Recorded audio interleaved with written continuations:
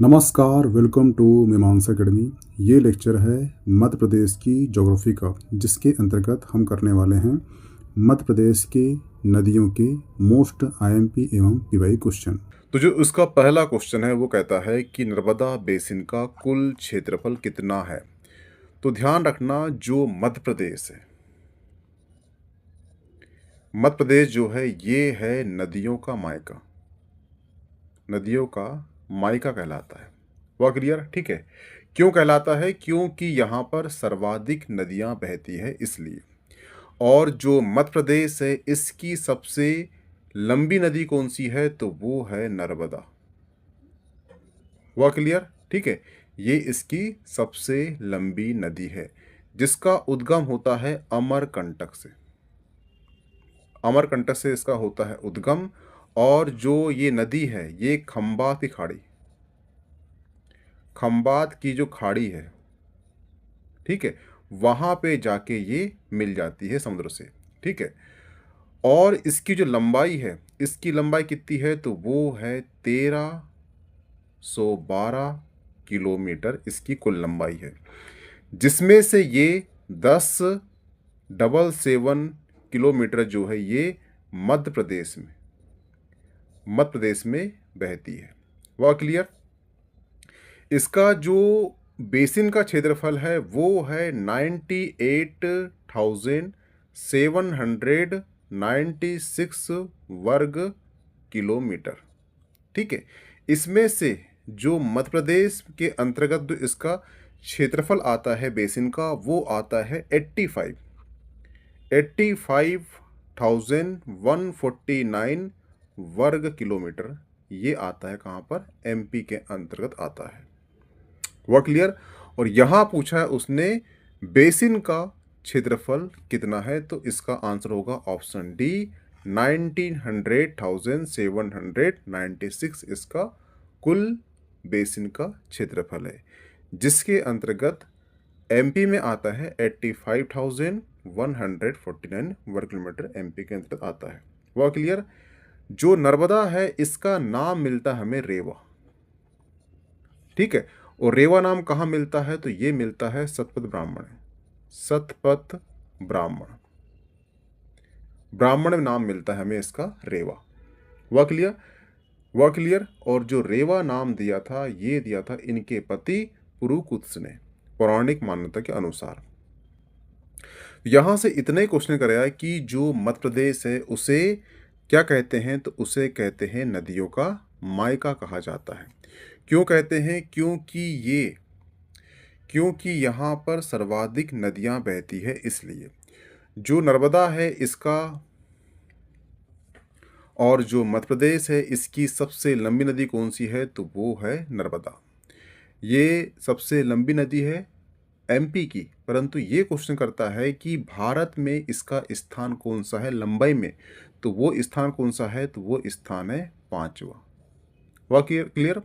भारत में नर्मदा का सबसे लंबी नदियों में स्थान 5वां है, यानी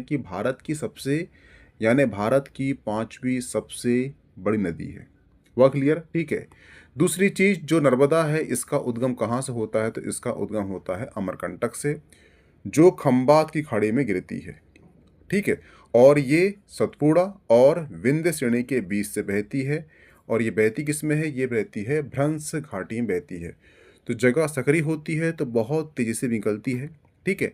जिस कारण से ये डेल्टा का निर्माण नहीं करती, ये निर्माण करती है किसका? एस्चुरी का निर्माण करती है। ठीक है। इसकी कुल लंबाई कितनी है? तो वो है 1312 किलोमीटर, जिसमें से 1,077 किलोमीटर मध्य प्रदेश में बहती है। हुआ क्लियर? और इसका जो बेसिन का कुल क्षेत्रफल कितना है? तो वो है 98,796। और ये एमपी में कितना फैला हुआ है? तो ये 85,149 वर्ग किलोमीटर ये मध्य प्रदेश में फैला है। नर्मदा का नाम हमें मिलता है रेवा, और रेवा नाम कहाँ मिलता है? तो ये मिलता है सतपथ ब्राह्मण में मिलता है। ठीक है। और जो नर्मदा है ये कहलाती है शिव की पुत्री, और जो ताप्ती है वो कहलाती है भगवान सूर्य की पुत्री। ये अंतर याद रखना। नर्मदा किसकी है? शिव की पुत्री, और ताप्ती कहलाती है सूर्य की पुत्री। ताप्ती यानी कि ताप, ताप यानी कि सूर्य, सूर्य की पुत्री कहलाएगी ताप्ती। अब बची है नर्मदा, तो वो कहलाती है शिव की पुत्री। ठीक है, तो इसका आंसर होगा ऑप्शन डी, ये ध्यान रखना। ठीक है, और जो नर्मदा है इसकी 41 जो है सहायक नदियां भी है। वह क्लियर? इतने क्वेश्चन यहाँ से नर्मदा से बनेंगे आपसे। इसका क्वेश्चन का आंसर होगा ऑप्शन डी, 98,796 जो है वर्ग किलोमीटर, ये नर्मदा का बेसिन का कुल क्षेत्रफल है। हुआ क्लियर? नेक्स्ट क्वेश्चन है, मध्य प्रदेश में किस नदी को मध्य प्रदेश की गंगा कहा जाता है? तो ध्यान रखना, जो मध्य प्रदेश है इसकी गंगा कहलाती है क्या? बेतवा नदी कहलाती है। क्या कहलाती है? बेतवा। तो बेतवा क्या है? ये मध्य प्रदेश की क्या है? गंगा है। ठीक है, अब क्वेश्चन ये उठता है कि इसे गंगा क्यों कहते हैं? ठीक है, तो उसके पीछे रीजन है क्योंकि ये मध्य प्रदेश की सबसे प्रदूषित नदी है। नदी होने के कारण इसे एमपी की गंगा नाम से इसे संज्ञा दी गई है। वह क्लियर? तो ये ध्यान रखना। ठीक है, अब ये नदी है तो ये कहीं से तो निकली होगी, तो ये निकलती कहाँ से है? तो ये निकलती है रायसेन। रायसेन का कुमरा गांव से ये इसका क्या होता है? उद्गम होता है। इसका बेतवा नदी का। और ये नदी जो है यमुना में जाके ये मिल जाती है। ठीक है, और बेतवा नदी ही बुंदेलखंड की जीवन रेखा कहलाती है। ध्यान रखना। ठीक है, इसका जो प्राचीन नाम है वो क्या है? तो वो है बेत्रावती। बेत्रावती इसका प्राचीन नाम है। किसका? बेतवा का। हुआ क्लियर? और इसकी लंबाई कितनी है? तो इसकी लंबाई है 380 किलोमीटर है। ये सारे फिट याद रखना क्योंकि ये कहलाती है मध्य प्रदेश की गंगा। इसकी सहायक नदी कौन सी है? तो वो है बीना 1, धसान 2 और सिंध 3। ये इसकी क्या है? सहायक नदी है। किसकी? बेतवा की ये सहायक नदी है। ध्यान रखना। हुआ क्लियर? और सबसे मुख्य बात, इसी नदी पर विदिशा में, कहाँ पर? विदिशा में जो है सम्राट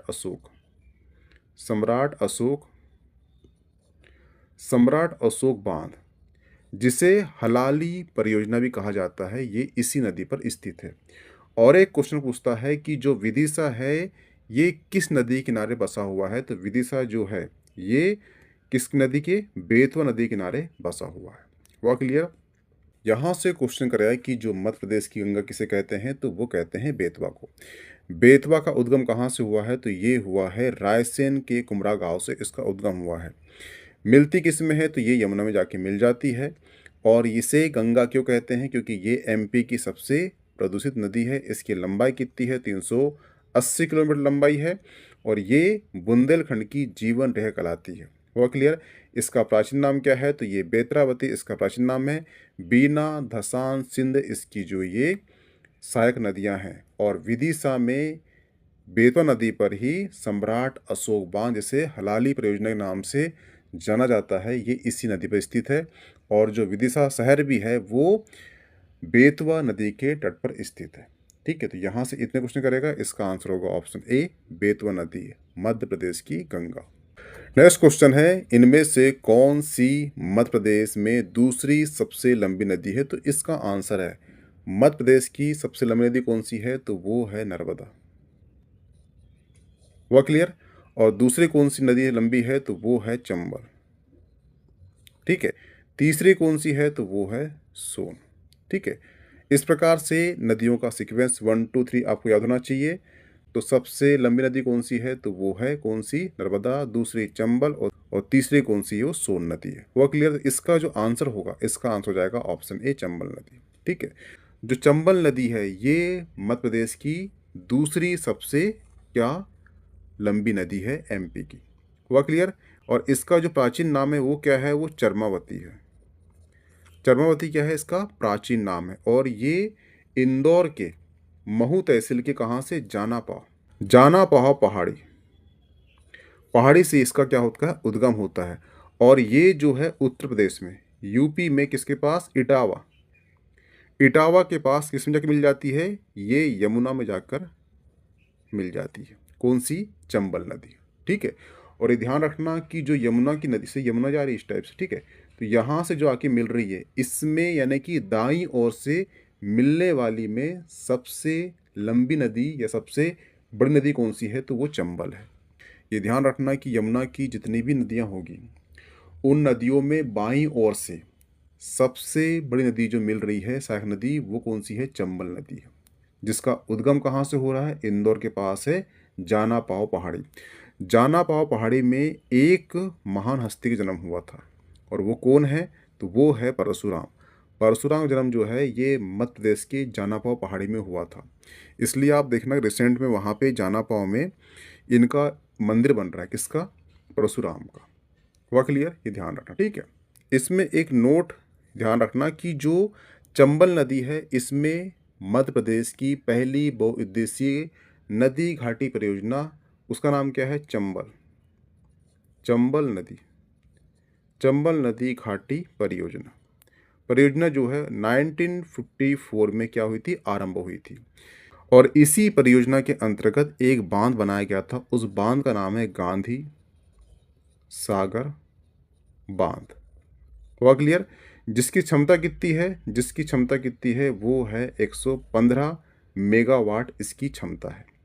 ठीक है, और जो गांधी सागर बांध है ये कहाँ बना है? तो ये बना है मंदसौर में, मंदसौर जिले में ये बना हुआ है। ठीक है, इसे याद कैसे रखना? तो ध्यान रखना कि महात्मा गांधी जो है 9 जनवरी 1915 को कहाँ आए थे? ये भारत आए थे दक्षिण अफ्रीका से, और ये 15 से ये 15 किलोमीटर की, क्योंकि यहाँ पे 3 बांध बने हैं। एक तो हो गया गांधी सागर और एक है राणा प्रताप सागर बांध, और तीसरा है जवाहरलाल नेहरू बांध। ठीक है, और तीनों की अलग अलग क्षमता है। जैसे कि महात्मा गांधी की क्षमता कितनी है मेगावाट की? वो है 115, और जो राणा प्रताप सागर बांध है इसकी क्षमता कितनी है? तो वो है 172 मेगावाट इसकी क्षमता है। ठीक है, और जो जवाहरलाल नेहरू है इसकी क्षमता कितनी है? तो वो है 99 मेगावाट। तो ये तीनों क्वेश्चन करता है कि किस नदी पर गांधी सागर, राणा प्रताप और जवाहरलाल सागर बांध बना हुआ है? तो ये बना है चंबल नदी पर। गांधी सागर कितनी क्षमता है? तो वह 115। राणा प्रताप की क्षमता कितनी है? तो 172, और जवाहरलाल नेहरू की क्षमता कितनी है? तो वो है 99 मेगावाट। हुआ क्लियर? जो चंबल नदी है ये ध्यान रखना कि इसकी लंबाई कितनी है? वो है 965 किलोमीटर इसकी लंबाई है, और इसकी जो सहायक नदी है, एक नदी कौन सी है? वो है क्षिप्रा। ठीक है, क्षिप्रा है, पार्वती है, बेसना है, काली सिंध है और उर्मिला है। परंतु आप ध्यान रखना कि क्षिप्रा जो है ये चंबल की सहायक नदी है, क्योंकि जो क्षिप्रा नदी है ये उज्जैन के पास से गुजरती है, और जो उज्जैन है वो इसी नदी के किनारे बसा हुआ है, जहाँ पर 2016 में क्या लगाया था? सिंहस्थ लगा था। अब लगेगा 2028 में यहाँ पर सिंहस्थ लगेगा। तो सिंहस्थ में क्या होता है? स्नान होता है। स्नान कहाँ होगा? नदी में होगा। नदी कौन सी होगी? उज्जैन में क्षिप्रा होगी। क्षिप्रा किस सहायक नदी है? वो चंबल की सहायक नदी है। चंबल का उद्गम कहाँ से हुआ है? चंबल का उद्गम हुआ है इंदौर के निकट है महू। महू में है जाना पाव पहाड़ी, वहाँ से इसका उद्गम हुआ है, जो यूपी में इटावा के पास यमुना में मिल जाती है। और यमुना में जो बाईं ओर से नदियाँ इतनी मिलती है उसमें सबसे बड़ी नदी कौन सी है? तो वो है चंबल। और चंबल नदी में ही मध्य प्रदेश की सबसे पहली बहुउद्देशीय परियोजना आरंभ की गई थी 1954 को, जिसके तहत पहला बांध बना था, वो बना था गांधी सागर बांध। और ये कब बना था और ये कहाँ बना था? ये बना था मंदसौर में, और इसकी जो क्षमता है मेगावाट उत्पन्न करने की वो है 115 मेगावाट। इसके बाद बना था राणा प्रताप, फिर बना जवाहरलाल नेहरू। ठीक है, और इन दोनों क्षमता कितनी है? राणा की है 172 और जो जवाहरलाल नेहरू की है वो है 99। ठीक है, तो ध्यान रखना सबसे बड़े कौन से हो गए? राणा प्रताप सागर तो 172, उससे छोटे कौन हो गए? महात्मा गांधी 115, और सबसे छोटे कौन है? तो वो जवाहरलाल नेहरू। उनकी क्षमता कितनी है? 99 मेगावाट। ठीक है, तो ये तीनों फैक्ट आपको याद होना चाहिए। हुआ क्लियर? इसकी लंबाई कितनी है नदी की? तो वो है 965 किलोमीटर, और इसकी जो सहायक नदी कौन सी है? तो वो है क्षिप्रा, और क्षिप्रा जो है उज्जैन के निकट से बहती है, यानी कि उज्जैन जो है क्षिप्रा के निकट में बसा हुआ शहर है। ठीक है, जहाँ पर 12 ज्योतिर्लिंग में से एक महाकाल ज्योतिर्लिंग कहाँ पर स्थित है, वो उज्जैन में स्थित है। हुआ क्लियर? इसका आंसर क्या होगा? चंबल। नेक्स्ट क्वेश्चन है, निम्नलिखित नदियों में से कौन सी सतपुड़ा और विंध्य पर्वतमाला के मध्य प्रवाहित होती है? मैंने बताया था आपको कि जो सतपुड़ा वैली है, ठीक है, और यहाँ पर है विंध्य, और इसके बीच में जो है भ्रंश घाटी है, और भ्रंश घाटी से जो नदी बहती है उसका नाम क्या है? वो है नर्मदा। हुआ क्लियर? इसका आंसर हो जाएगा ऑप्शन ए।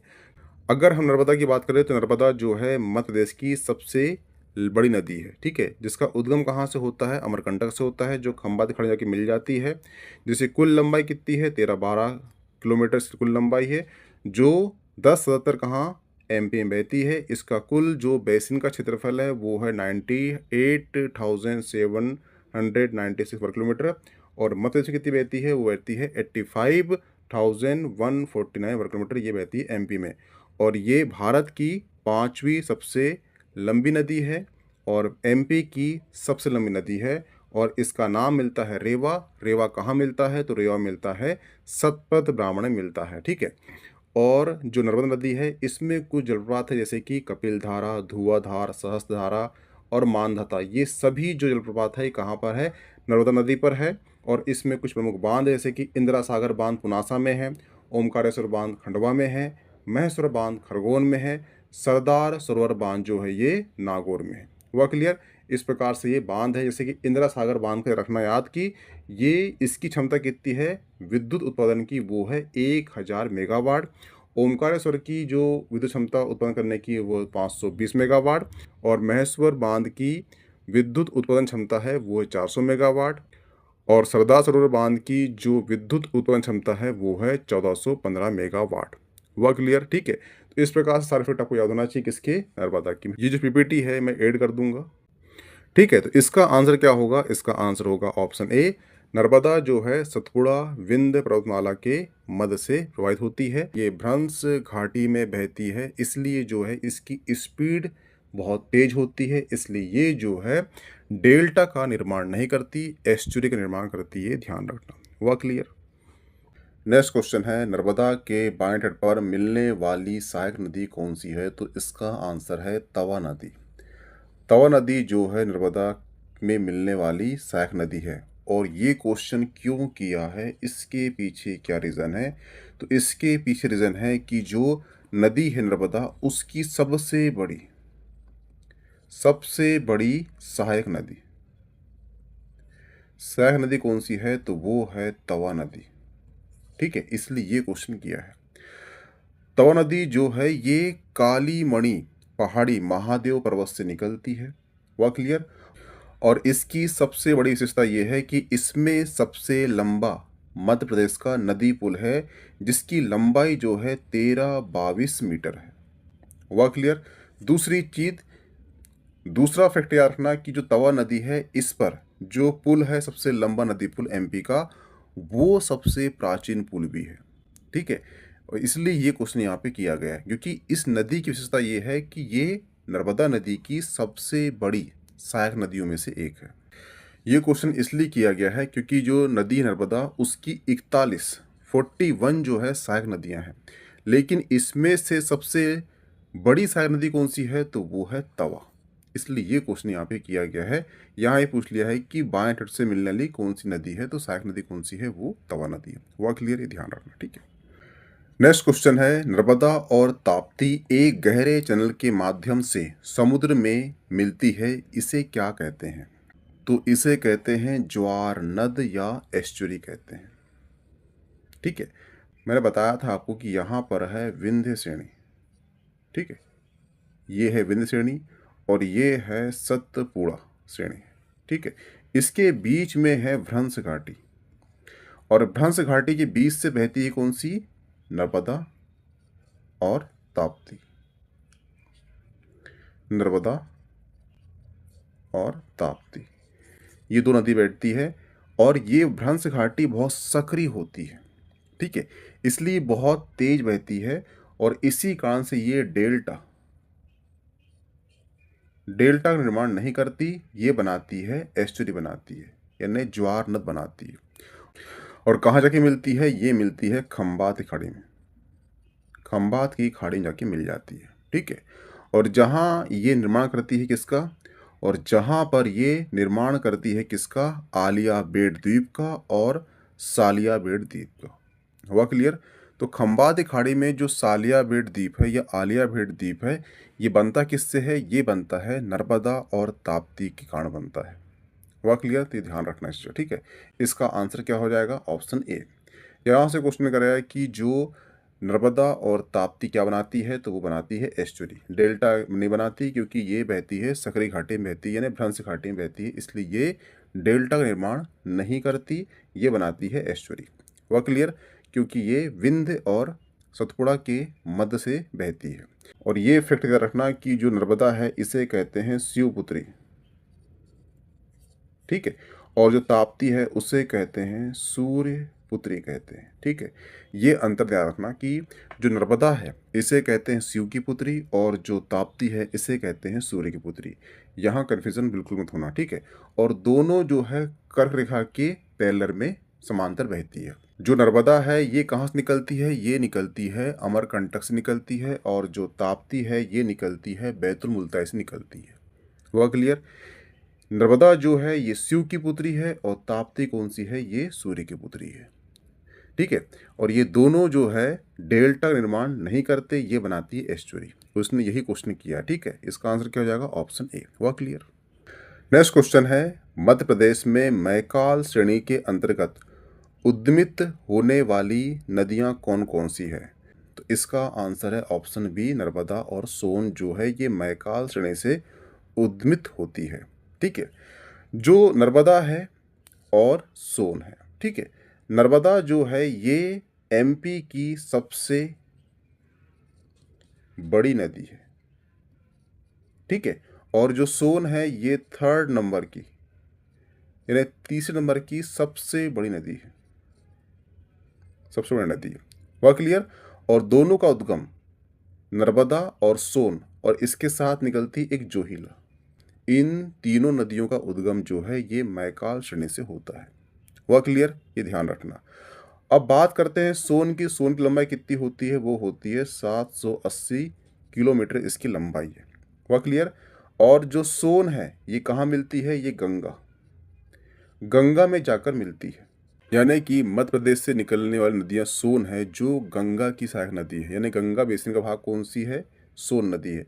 और सोन नदी पर एक बांध है, उसका नाम है बाणसागर बांध, बाणसागर सागर बांध, ये बांध है, ठीक है।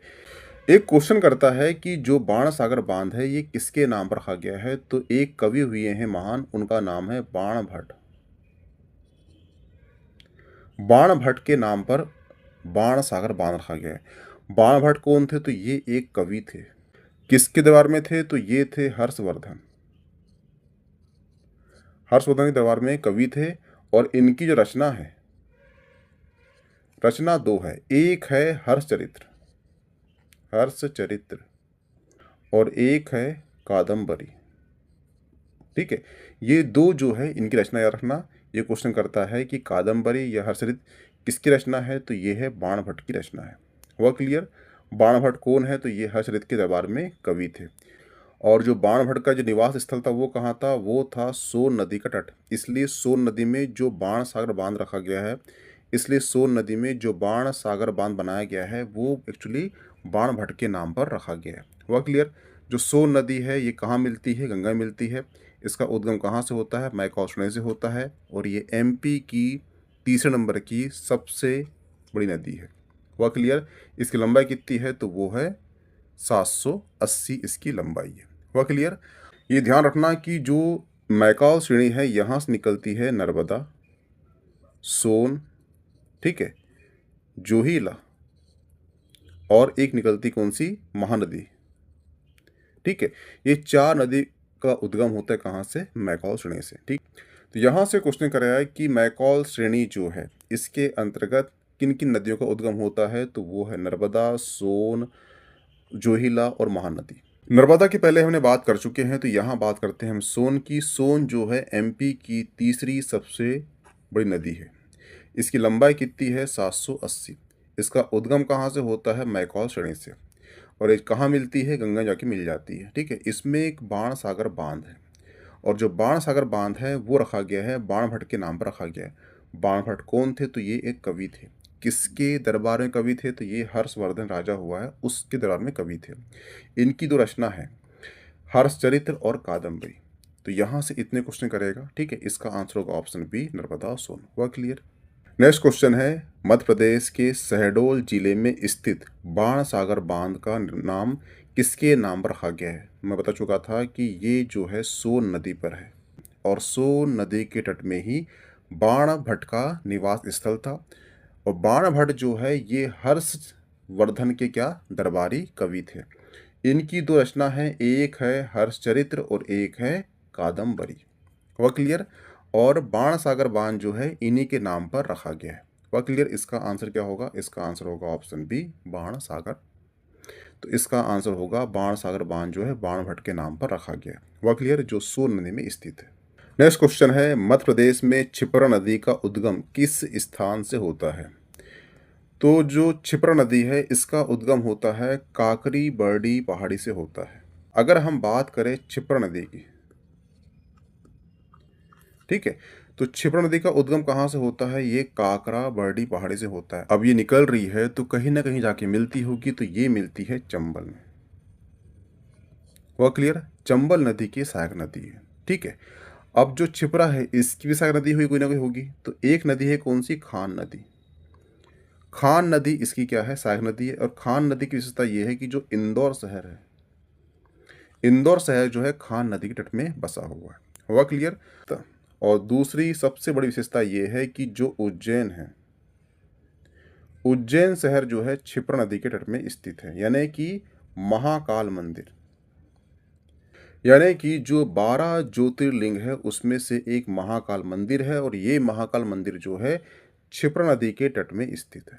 तो ये ध्यान रखना, पौराणिक मान्यता के अनुसार 4 जगह लगता है कुंभ लगता है। एक हो गया नासिक, ठीक है, दूसरा हो गया हरिद्वार, तीसरा हो गया उज्जैन, और चौथा हो गया प्रयाग, ठीक है। इन 4 जगहों में जो है 12-12 सालों में क्या लगता है? कुंभ लगता है। ये ध्यान रखना कि जो मेले कुंभ होते हैं इसके 3 टाइप है। एक है महाकुंभ, महाकुंभ एक होता है, एक होता है कुंभ, ठीक है, और एक होता है अर्ध कुंभ। ये 3 टाइप के कुंभ होते हैं। महाकुंभ लगता है 144 साल में, कुंभ लगता है 12 साल में, और अर्ध कुंभ लगता है 6 साल में। क्वेश्चन ये आया था कि महाकुंभ कितने सालों में लगता है, तो उसका आंसर है 144 साल में। अगर आपसे क्वेश्चन पूछेगा कुंभ 12 साल में, अर्ध कुंभ 6 साल में। हुआ क्लियर? और जो क्षिप्रा है और जो उज्जैन है, यहाँ पर 2016 में लगा था सिंहस्थ मेला। अब 12 वर्ष ऐड कर दो तो इसमें 2028 में लगने वाला है सिंहस्थ, और उसकी तैयारी अभी शुरू हो चुकी है। आप देख रहे होंगे, न्यूज़ में पढ़ रहे होंगे, ठीक है। तो यहाँ से क्वेश्चन करेगा कि जो क्षिप्रा है इसका उद्गम कहाँ से होता है, तो वो होता है काकरी बरडी पहाड़ी से होता है। अब निकलती यहाँ से है तो जाती भी कहीं होगी। जाती कहाँ पर है? तो चंबल में जाके मिल जाती है। यानी चंबल की सहायक नदी कौन सी है? क्षिप्रा है। और क्षिप्रा की सहायक नदी कौन सी है? तो वो खान नदी है। खान नदी के तट में ही बसा है इंदौर शहर बसा है, और क्षिप्रा नदी के तट में ही स्थित है उज्जैन। और उज्जैन में 2016 में लगा था सिंहस्थ मेला, अब लगेगा 2028 में लगेगा सिंहस्थ मेला। और जो कुंभ मेले होते हैं ये 3 टाइप के होते हैं, एक है महाकुंभ, एक है कुंभ, एक है अर्ध कुंभ। जो महाकुंभ लगता है वो 144 साल लगता है, जो कुंभ लगता है वो 12 वर्ष में लगता है, और जो अर्धकुंभ होता है वो 6 वर्ष में लगता है। और जो कुंभ है ये 4 स्थानों में लगता है भारत में, वो है नासिक, हरिद्वार, उज्जैन और प्रयागराज। हुआ क्लियर? तो यहाँ से इतने क्वेश्चन करेगा। और ये ध्यान रखना कि जो क्षिप्रा नदी है ये कहलाती है मालवा गंगा, मालवा की गंगा, ये कहलाती है मालवाई गंगा, ठीक है। लेकिन क्वेश्चन आपको आएगा कि जो मध्य प्रदेश है इसकी गंगा कौन सी कहलाती है, तो वो है बेतवा, ठीक है। ये ध्यान रखना कि क्वेश्चन आता है मालवा की गंगा किसे कहते हैं, तो जो क्षिप्रा है उसे कहते हैं मालवा की गंगा कहा जाता है, ठीक है। लेकिन अब क्वेश्चन आया कि मध्य प्रदेश की गंगा किसे कहते हैं, तो वो कहते हैं बेतवा को, ठीक है। क्यों कहते हैं? क्योंकि ये सबसे प्रदूषित नदी है, इसलिए इसे संज्ञा दी गई है मध्य प्रदेश की गंगा। ये डिफरेंस याद रखना कि अगर मालवा की गंगा पूछता है तो उसका आंसर होगा क्षिप्रा। अगर यहीं पूछता है कि मध्य प्रदेश की गंगा कौन सी है पूछता है तो उसका आंसर होगा बेतवा। हुआ क्लियर? यहाँ से इतने क्वेश्चन करेगा, इसका आंसर है ऑप्शन बी, काकरा बरडी पहाड़ी से निकलती है कौन सी? क्षिप्रा नदी। नेक्स्ट क्वेश्चन है, मध्य प्रदेश में काली सिंध नदी का उद्गम कहाँ से होता है? ध्यान रखना, जो काली सिंध नदी है इसका उद्गम होता है देवास से। देवास में एक गांव है, उस गांव का नाम है बंगाली गांव। बंगाली गांव से जो है काली सिंध नदी का उद्गम होता है और काली सिंध नदी में ही एक बांध है, उस बांध का नाम है कुंडलिया बांध। ये ध्यान रखना। हुआ क्लियर? इसका आंसर जाएगा ऑप्शन ए। नेक्स्ट क्वेश्चन है, वर्ष 2017 में मध्य प्रदेश की किस नदी को जीवित इकाई का दर्जा प्रदान किया गया है? तो इसका आंसर हो जाएगा नर्मदा। नर्मदा को 2017 में मध्य प्रदेश की जीवित नदी का दर्जा मिल चुका है। ठीक है, ध्यान रखना कि मध्य प्रदेश की और 2 नदियां हैं जिसे जीवित इकाई का दर्जा मिल चुका है। एक है गंगा, ठीक है, और एक है यमुना। ये 2 नदी को क्या है? जीवित इकाई का दर्जा मिल चुका है। हुआ क्लियर? ये ध्यान रखना। यानी कि आर्टिकल 48A और आर्टिकल अनुच्छेद 51A जी के तहत एक व्यक्ति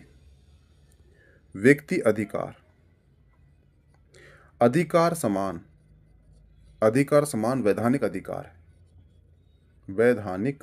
अधिकार है। वह क्लियर? यानी कि जिस प्रकार से आर्टिकल 48A और आर्टिकल 51A जी के तहत जिस प्रकार से एक व्यक्ति को वैधानिक अधिकार है, वैसा ही अधिकार जो है एमपी की नर्मदा और भारत की 3 नदियां नर्मदा, यमुना और गंगा, ये तीनों को वैसा ही सेम अधिकार है। वह क्लियर? ये ध्यान रखना कि वर्ल्ड में ऐसी कौन सी नदी है जिससे पहली बार व्यक्ति के समान अधिकार मिला था, यानी कि जीवित इकाई का दर्जा मिला था, तो वो नदी कहाँ की है? वो नदी है न्यूजीलैंड की। न्यूजीलैंड की नदी कौन सी है? तो उसका नाम है वांग उई नदी जो है, इसे सर्वप्रथम जीवित इकाई का दर्जा मिला था। उसके बाद मिला है भारत में गंगा और यमुना को, और उसके बाद 17 मिला है किसे? वो मिला है नर्मदा को। तो यहाँ से इतने क्वेश्चन कराया है कि भारत की ऐसी 3 नदियों का नाम बताएं जिसे जीवित इकाई यानी कि मानव के समान यानी व्यक्ति के समान अधिकार प्राप्त है। तो वो है 3 नदी, नर्मदा, गंगा, यमुना। ठीक है, भारत में कौन सी है? 3 है। एमपी में कौन सी है? नर्मदा को कब मिला है? 17 मिला है। हुआ क्लियर? जीवित इकाई मतलब क्या होता है? इसका मतलब होता है कि आर्टिकल 48A, आर्टिकल 51A जी में जिस प्रकार से व्यक्ति को एक वैधानिक अधिकार है, उसी प्रकार समान अधिकार किसी नदियों को प्राप्त हुआ है। हुआ क्लियर? तो ये आर्टिकल आपको याद होना चाहिए। तो यहाँ से इतने ही क्वेश्चन करेगा। हुआ क्लियर? नेक्स्ट क्वेश्चन है, मध्य प्रदेश के बैतूल जिले में पारस ढो बांध किस नदी पर निर्मित किया गया है? तो इसका आंसर है ताप्ती नदी पर जो है पारस ढो बांध जो है निर्मित किया गया है। हुआ क्लियर? और ये कहाँ पर स्थित है? तो ये बैतूल जिले का सबसे बड़ा बांध है, सबसे बड़ा बांध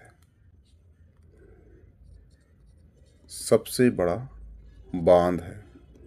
हुआ क्लियर? यानी पारस ढो बांध जो है ताप्ती नदी पर है और ये बैतूल जिले का सबसे बड़ा बांध है। अगर बात की जाए ताप्ती की तो इसका उद्गम होता है बैतूल का गांव कौन सा है? वो है मुल्ताई गांव से होता है। और जो ताप्ती है ये नर्मदा और कर्क रेखा इसके जो है समांतर बहती है। हुआ क्लियर? और ताप्ती नदी पर ही एक बांध बनाया गया है, उसका नाम है काकरापारा बांध बनाया गया है। हुआ क्लियर? और जो ताप्ती नदी है इसे बोलते हैं सूर्यपुत्री भी इसे कहते हैं। ठीक है, और जो नर्मदा है इसे कहते हैं शिवपुत्री। ये ध्यान रखना। ठीक है, और जो ताप्ती है कहाँ गिरती है? तो ये खंबात की खाड़ी जाके गिर जाती है। ठीक है, निकलती कहाँ से है? ये निकलती है बैतूल मुल्ताई से निकलती है। कहाँ गिरती है? ये गिरती है खंबात की खाड़ी में गिरती है। नर्मदा और कर्क की समांतर बहती है। इसमें दो बांध है, एक है पारस ढो बांध जो बैतूल जिले का सबसे बड़ा बांध है, और जो एक और बांध है वो है काकरापारा बांध। ये क्वेश्चन कई बार कर चुका है, ध्यान रखना, ठीक है। और ताप्ती नदी को ही सूर्यपुत्री कहते हैं और नर्मदा को बोलते हैं शिवपुत्री। ये थोड़ा सा अंतर याद रखना, शिव आएगा नर्मदा, ताप्ती आएगा सूर्यपुत्री। हुआ क्लियर? इसका आंसर होगा ऑप्शन बी। नेक्स्ट क्वेश्चन है, मध्य प्रदेश की किस नदी को सूर्यपुत्री कहा जाता है? इसका आंसर आप जानते हैं, इसका आंसर है ऑप्शन ए, ताप्ती नदी को बोलते हैं सूर्यपुत्री और नर्मदा कहते हैं शिवपुत्री। हुआ क्लियर? ठीक है। और जो माही है उसे कहते हैं पृथ्वी पुत्री, ठीक है। और ये भी ध्यान रखना कि जो छिपरा है, छिपरा को कहते हैं अवंती, ठीक है। अवंती इसका प्राचीन नाम था, किसका? छिपरा का। और जो वेनगंगा है, ठीक है, वेनगंगा प्राचीन नाम क्या था? वो था बेवा। यहां से इतने क्वेश्चन कराया कि सूर्य की पुत्री किसे कहते हैं? तो वो कहते हैं ताप्ती को। शिवपुत्री किसे कहते हैं? नर्मदा को। माही पुत्री क्या है? और पृथ्वी पुत्री कौन है? तो वो माही है। अवंती किसका प्राचीन नाम था नदी में? तो वो था छिपरा का। और बेवा प्राचीन नाम किसका था? तो वो था वेनगंगा का। हुआ क्लियर? यहां से इतने क्वेश्चन करेगा। नेक्स्ट क्वेश्चन है, मध्य प्रदेश का विदिशा जिला किस नदी के तट पर स्थित है? तो इसका आंसर मैं पहले बता चुका हूं। जो विदिशा जिला है ये बेतवा नदी पर स्थित है और बेतवा की पूरी कहानी हम पढ़ चुके हैं, ठीक है। नेक्स्ट क्वेश्चन है, मध्य प्रदेश और उत्तर प्रदेश के मध्य सीमा में प्रवाहित होने वाली प्रमुख नदी कौन सी है? तो इसका आंसर क्या होगा? ठीक है, तो ये देखना, ये है आपका एमपी का मैप, ठीक है। यहां से बहती है नर्मदा, ठीक है, यहां से बहती है ताप्ती, ठीक है। तो ये तो नहीं होगा, ये नहीं होगा, और गंभीर ना आपने सुना नहीं है, तो इसका आंसर होगा जमनी नदी जो है ये एमपी और यूपी की मध्य सीमा से प्रभावित होती है। तो इसका आंसर जाएगा ऑप्शन ए। हुआ क्लियर? नेक्स्ट क्वेश्चन है, मध्य प्रदेश के पूर्वी क्षेत्र से उद्गमित होने वाली उस नदी का नाम बताएं जो उड़ीसा के पास बंगाल की खाड़ी में मिलती है। मैं बता चुका था आपको कि मैकॉल श्रेणी है, ठीक है। मैकॉल श्रेणी से नदी निकलती है कौन सी? नर्मदा, ठीक है, सोन, जोहिला और एक निकलती है महानदी। ये चार नदी जो है मैकॉल श्रेणी से निकलती है, यानी कि एमपी का कौन सा? पूर्वी क्षेत्र से निकलती है। नर्मदा जो है इस साइड बहती है, सोन जो है यहाँ बहती है, ठीक है। और जो महानदी है ये ऐसे निकल कर, और ये है अपना प्यारा भारत देश, ठीक है। भारत देश में यहाँ पर है उड़ीसा, यहाँ पर है बंगाल की खाड़ी, यहाँ पर जाकर वो मिल जाती। कौन सी? महानदी। तो इसका आंसर हो जाएगा ऑप्शन डी, महानदी। हुआ क्लियर? तो यहाँ से क्वेश्चन कराया है कि जो मैकॉल श्रेणी है उससे कितनी नदी निकलती है? तो चार नदी, एक है नर्मदा, सोन, जोहिला, महानदी। हुआ क्लियर? नर्मदा बहती है किस साइड? पश्चिमी साइड। सोन बहती है, गंगा मिल जाती है, और महानदी ऐसे बहते हुए बंगाल की खाड़ी में जाके मिल जाती है। तो इसका आंसर हो जाएगा ऑप्शन डी। हुआ क्लियर? महानदी। नेक्स्ट क्वेश्चन है, मध्य प्रदेश के ओरछा में कंचन घाट किस नदी पर है? तो इसका आंसर है कंचन घाट जो है बेतवा नदी पर है, ठीक है। इसका आंसर हो जाएगा ऑप्शन बी। बेतवा की पूरी कहानी बता चुका हूं, तो यहाँ मैं एक्सप्लेन नहीं करूंगा। नेक्स्ट क्वेश्चन है, मध्य प्रदेश की कौन सी नदी गुना अशोकनगर जिले के मध्य सीमा बनाती है? तो इसका आंसर है सिंध नदी। सिंध नदी जो है ये गुना और अशोकनगर के मध्य की सीमा बनाती है। इसका उद्गम कहाँ से होता है? तो वो होता है विदिशा से। हुआ क्लियर? और ये कहाँ मिलती है? तो ये यमुना में, यमुना में जाके मिल जाती। कौन सी? सिंध नदी। हुआ क्लियर? इसका आंसर है ऑप्शन सी। नेक्स्ट क्वेश्चन है, मध्य प्रदेश में सीता रेवा नदी का उद्गम किस जिले में होता है? तो इसका आंसर है जो सीता रेवा नदी का उद्गम जो है ये छिंदवाड़ा जिले से होता है। अगर आपसे क्वेश्चन कर ले कि सीता रेवा नदी किसकी सहायक नदी होगी, तो आप लॉजिक लगाते हो कि रेवा किसे बोलते हैं? रेवा बोलते हैं किसे? नर्मदा को, ठीक है। तो नर्मदा की क्या है? ये सहायक नदी है, ठीक है। रेवा नाम किसे बोलते हैं? वो बोलते हैं नर्मदा को। और आपको याद होना चाहिए कि जो रेवा नाम है ये कहाँ मिलता है? ये मिलता है सतपथ ब्राह्मण। ब्राह्मण में नर्मदा का नाम क्या मिलता है? रेवा मिलता है। हुआ क्लियर? तो यहाँ से इतने क्वेश्चन कराया कि जो सीता रेखा नदी है ये कहाँ से निकलती है? तो वो निकलती है छिंदवाड़ा जिले से निकलती है। कहाँ जाके मिलती है? तो ये मिलती है नर्मदा में की मिलती है। रेवा नाम किसका मिलता है? सतपथ ब्राह्मण में, तो वो मिलता है नर्मदा नदी का नाम रेवा मिलता है। हुआ क्लियर? यहाँ से इतने क्वेश्चन करेगा। नेक्स्ट क्वेश्चन है, मध्य प्रदेश में मंदसौर जिले में भगवान पशुपति नाथ का मंदिर किस नदी के तट पर स्थित है? तो मध्य प्रदेश में मंदसौर जिले में भगवान पशुपति नाथ का मंदिर जो है ये शिवना नदी के तट पर स्थित है। तो इसका आंसर हो जाएगा ऑप्शन बी। ठीक है, किस शहर पूछेगा तो वो शहर कौन सा है? वो मंदसौर है। वह क्लियर? और जो नदी कौन सी है शिवना, ये किसकी सहायक नदी है? तो ये है चंबल की, चंबल की ये सहायक नदी है। वह क्लियर, ध्यान रखना। नेक्स्ट क्वेश्चन है, मध्य प्रदेश का सबसे बड़ा सड़क पुल किस नदी पर स्थित है? तो इसका आंसर आपको मालूम होना चाहिए कि जो मध्य प्रदेश का सबसे लंबा सड़क पुल किस नदी पर है? तो वो तवा नदी पर है। वह क्लियर? और तवा नदी का जो उद्गम है ये कहाँ से होता है? तो ये होता है महादेव पर्वत से होता है। और ये जो है नर्मदा की सबसे बड़ी सहायक नदी में से एक है। वह क्लियर? अगर बात की जाए इस पुल की लंबाई कितनी है तो वो 1300 मीटर इसकी लंबाई है। ठीक है, और ये सबसे लंबा नदी पुल है। वह क्लियर? तो इसका आंसर हो जाएगा ऑप्शन सी। नेक्स्ट क्वेश्चन है, मध्य प्रदेश की सबसे लंबी सहायक नदी कौन सी है? तो इसका आंसर बता चुका हूं पहले मैं कि इसका आंसर क्या है? वो है तवा। तवा जो है नर्मदा की सबसे लंबी सहायक नदी है। वह क्लियर? यहाँ पूछ लिया उसने एमपी, परंतु यहाँ पे आना था नर्मदा। वह क्लियर? इसका आंसर हो जाएगा ऑप्शन ए तवा नदी। और तवा नदी में ही सबसे लंबा सड़क पुल भी है जिसकी लंबाई कितनी है? 1300 मीटर के आसपास है। वह क्लियर? ठीक है। नेक्स्ट क्वेश्चन है, ऑपरेशन नर्मदा खालिस्तान वर्ष में मध्य प्रदेश पुलिस द्वारा आयोजित किया गया था। तो जो ऑपरेशन नर्मदा है ये मध्य प्रदेश पुलिस द्वारा 1961, ऑप्शन सी 1961 में ये आरंभ किया गया था। ठीक है, हुआ क्लियर? तो इसका आंसर हो जाएगा ऑप्शन सी। आपसे सिंपल सा क्वेश्चन आया कि ऑपरेशन नर्मदा कब का है? तो 1961 का है। इसने आयोजित किया था तो वो है मध्य प्रदेश पुलिस द्वारा। हुआ क्लियर? नेक्स्ट क्वेश्चन है, राजसी स्नेह जलप्रपात निम्नलिखित में से किस नदी पर स्थित है? तो ये नदी कौन सी है? केन नदी पर स्थित है। हुआ क्लियर? और जिला कौन सा है? तो जिला है छतरपुर जिले में स्थित है। तो ये ध्यान रखना कि जो राजसी स्नेह जलप्रपात है ये छतरपुर जिले के केन नदी पर स्थित है। इसका आंसर हो जाएगा ऑप्शन बी। नेक्स्ट क्वेश्चन है, नर्मदा घाटी विकास प्राधिकरण का मुख्यालय मध्य प्रदेश में कहाँ स्थित है?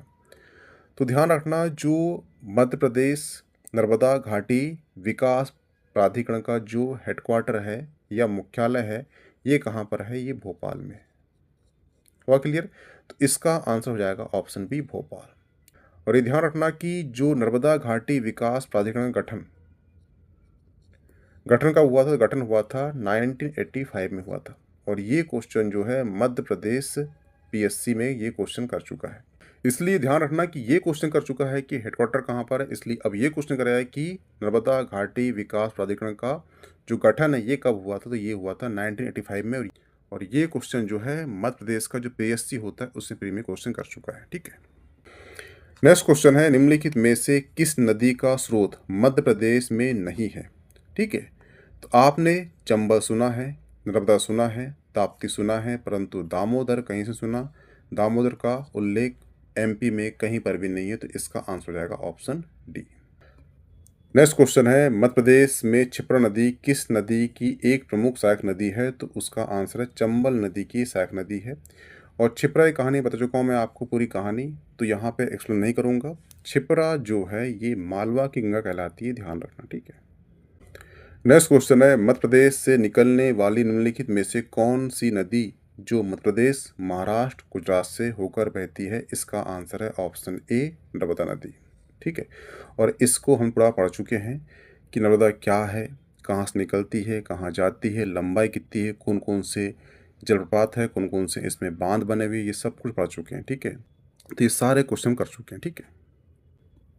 नेक्स्ट क्वेश्चन है, चंबल नदी खालिस्तान में मिलती है, तो इसका आंसर बता चुका हूँ कि चंबल नदी जो है यमुना में जाके मिल जाती है। चंबल क्या है हम पहले पढ़ चुके हैं। नेक्स्ट क्वेश्चन है, कोपरा, व्यामा और वियराना सभी खालिस्तान की सहायक नदी है, तो ये नदी किसकी है? ये सभी जो है केन की सहायक नदी। इसका आंसर क्या होगा? Option A. ये जो पीपीटी ऐड किया है इसमें मध्य प्रदेश की सारी नदियों के बारे में दिया गया है कि उद्गम कहाँ से होती है, कहाँ जाके मिलती है, किस जिले में बहती है, ये सारे आपको फैक्ट यहाँ मिल जाएंगे। एक बार इस पीपीटी को ध्यान से पढ़ लें। जैसे कि क्षिप्रा नदी का उद्गम कहाँ से होता है, ठीक है, लंबाई कितनी है, ठीक है, उज्जैन में प्रसिद्ध महाकाल मंदिर इसी के तट में स्थित है, मालवा की गंगा कहलाती है। ये सारे ऐसे फैक्ट होते हैं, ये लिखे हुए हैं, इसे आप पढ़ लेना। इसे मैं इसलिए नहीं बता रहा हूँ क्योंकि मैं ये सारे फैक्ट मैं आपको बता चुका हूँ पहले से। हर टॉप क्वेश्चन में जो भी फैक्ट आता है बता चुका हूँ, वो सब फैक्ट इसी में लिखे हुए हैं, पढ़ लेना एक बार, तो आपको कुछ और नए फैक्ट मिल जाएंगे। हुआ क्लियर? नेक्स्ट क्वेश्चन है, जामनी नदी कहाँ पर उत्पन्न होती है, उद्गम कहाँ से होता है? तो जो जामनी नदी है ये निकलती है सागर से। हुआ क्लियर? और सागर से इसका होता है उद्गम, और ये जाके कहाँ मिलती है? तो ये मिलती है बेतवा में। बेतवा जाके मिल जाती है। बेतवा क्या है? ये बेतवा की ये सहायक नदी है, और बेतवा जो है मध्य प्रदेश की गंगा कहलाती है। क्यों कहलाती है? कि सबसे प्रदूषित नदी है इसलिए, ठीक है। इसका आंसर हो जाएगा ऑप्शन ए। नेक्स्ट क्वेश्चन है, रेवा कुंड खालिस्तान में स्थित है, तो रेवा कुंड कहाँ स्थित है? तो ये है मांडू शहर में रेवा कुंड स्थित है। और रेवा कुंड का निर्माण जो है किसने कराया था? वो कराया था बाज बहादुर ने। बाज बहादुर ने इसका निर्माण कराया था, और इसी कुंड के किनारे रानी रूपमती का महल है। वह क्लियर? और इन्हीं के पति कौन थे? बाज बहादुर ने रेवा कुंड बनवाया था। और कहाँ बनवाया था? ये बनाया था मांडू बनाया था। और मांडू को ही ध्यान रखना कि सादियाबाद और मांडवगढ़ के नाम से जाना जाता था। तो यहाँ से इतने क्वेश्चन कराया कि रेवा कुंड कहाँ पर है, तो ये है मांडू में। किसने बनाया है? तो ये बाज बहादुर ने बनाया है। और इसी के सामने एक महल है, किसका महल है? रानी रूपमती का महल है। और जो मांडू है इसे ही सादियाबाद या मांडवगढ़ के नाम से जाना जाता था। हुआ क्लियर? इसका आंसर हो जाएगा option D, Mandu. Next question है, सोन नदी का उद्गम कहाँ से होता है? तो इसका आंसर आप सभी को पता है, इसका आंसर है ऑप्शन बी, अमरकंटक, ठीक है। नेक्स्ट क्वेश्चन है, सरस्वती खान नदी किसकी सहायक नदी है? तो इसका भी आंसर पता है आपको। सरस्वती और खान नदी जो है क्षिप्रा की सहायक नदी है, और क्षिप्रा के सारे तथ्य हम कर चुके हैं पहले। नेक्स्ट क्वेश्चन है, सोन नदी इसमें मिलती है, यानी सोन नदी कहाँ जाके मिलती है? तो आपको पता है जो सोन नदी जो है गंगा बेसिन का भाग है, और गंगा में जाके मिल जाती है। ध्यान रखना कि ये गंगा है, ठीक है, गंगा नदी इस प्रकार से बहती है। तो जो सोन नदी यहाँ से निकलती है और यहाँ जाके मिलती है, किसमें? गंगा में, पटना के पास जाके मिलती है। तो क्वेश्चन आपको ये आएगा कि दक्षिण से आके मिलने वाली सबसे लंबी नदी कौन सी है? तो वो है सोन नदी। हुआ क्लियर? ये क्वेश्चन इसलिए किया है उसने कि जो गंगा है उसमें दक्षिणी भाग से आकर मिलने वाली सबसे लंबी नदी कौन सी है? तो वो सोन नदी है, इसलिए ये क्वेश्चन किया है, ठीक है। तो इसका आंसर क्या है? इसका आंसर जो है ऑप्शन डी है। ये क्वेश्चन जो है आपके एमपी पुलिस में आ चुका है, और ये सेम क्वेश्चन जो है मध्य प्रदेश का जो पीएससी का जो प्री होता है वहाँ भी आ चुका है, ठीक है। इसका आंसर क्या होगा? ऑप्शन डी, ध्यान रखना। नेक्स्ट क्वेश्चन है, वह जिसे भगवान शिव की पुत्री कहा जाता है, बता चुका हूँ आपको कि भगवान शिव की पुत्री किसे कहते हैं? वो कहते हैं नर्मदा को। और जो ताप्ती है इसे कहते हैं भगवान सूर्य की पुत्री। नर्मदा का नाम हमें रेवा मिलता है। रेवा कहाँ मिलता है? वो मिलता है सतपथ ब्राह्मण में मिलता है, ठीक है। और रेवा नाम किसने दिया था? तो पुरुकुत्स हुए इनके पति, उन्होंने इसको रेवा नाम दिया था।